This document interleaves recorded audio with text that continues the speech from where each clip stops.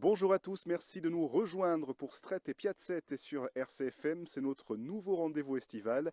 Et nous sommes cette semaine dans l'Ampugnani. Hier et avant-hier, nous étions sur la commune de Scada et San Damiano. À présent, nous nous rendons sur la commune d'Aburta d'Ampugnani. Vous le savez, c'est le chef-lieu de cette piève. Et nous allons découvrir le très beau patrimoine du village avec Michel Demenoux. France Bleu, RCFM.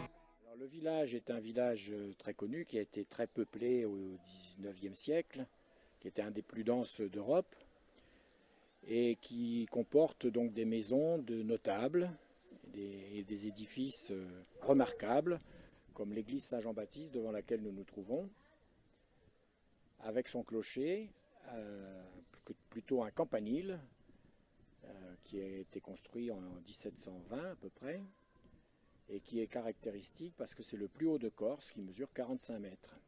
Alors l'église et son campanile donc, sont en cours de restauration depuis quelques années. Une association donc, s'est créée pour restaurer l'église. Elle a réussi donc, à faire une première tranche de travaux pour la couverture et les murs extérieurs. Une deuxième tranche est prévue pour la restauration de l'intérieur. Et donc une deuxième association a été créée, puisque la première a été créée seulement pour 10 ans. Et donc, deuxième association va prendre en charge donc, le suivi de la restauration de cette église. Comme à côté de l'église, au-dessus de la place, qui domine la place, le Casone, qui est donc une maison Cono Sebastiani. Le docteur Cono, donc médecin privé de l'empereur Napoléon III, a épousé une Sebastiani, s'est installé au village de la Porte, a agrandi la maison d'un étage et a œuvré pour le bien-être de tous les habitants. Autre édifice remarquable, plusieurs maisons, notamment la maison Casa Sebastiani, qui a vu naître le maréchal Sebastiani, illustre maréchal sous Napoléon, et qui donc est né dans cette maison.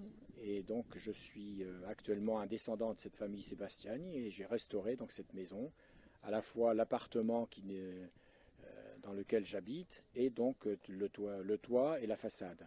On trouve ensuite la maison Vitini, une maison de notables qui se trouve tout près de la place de l'église, qui a vu la visite du roi Théodore et qui a donc ils ont été des magistrats et des podestats.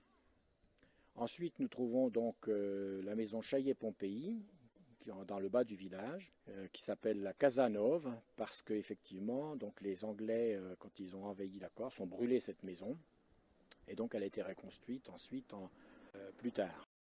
Alors, nous avons pu remarquer aussi la tour Sebastiani, qui a servi de mairie. Donc c'était Tibur Sebastiani, retour de campagne d'Égypte, qui avait construit cette tour de style un peu mauresque, adossée à sa maison. Et donc il en a fait don à la commune de La Porte. Donc, le patrimoine de La Porte mériterait effectivement un peu plus de promotion et de visibilité. La Porte est qualifiée de capitale de la Castagnice, et à ce titre, le tourisme devrait se développer pour faire bénéficier donc, de ce patrimoine remarquable qui est en cours de restauration. Merci à tous de nous avoir suivis. On se retrouve demain, toujours dans l'Ampugnani. Nous allons continuer à sillonner cette belle piève et demain nous serons à Agroge. Merci à tous et à demain. France Bleu.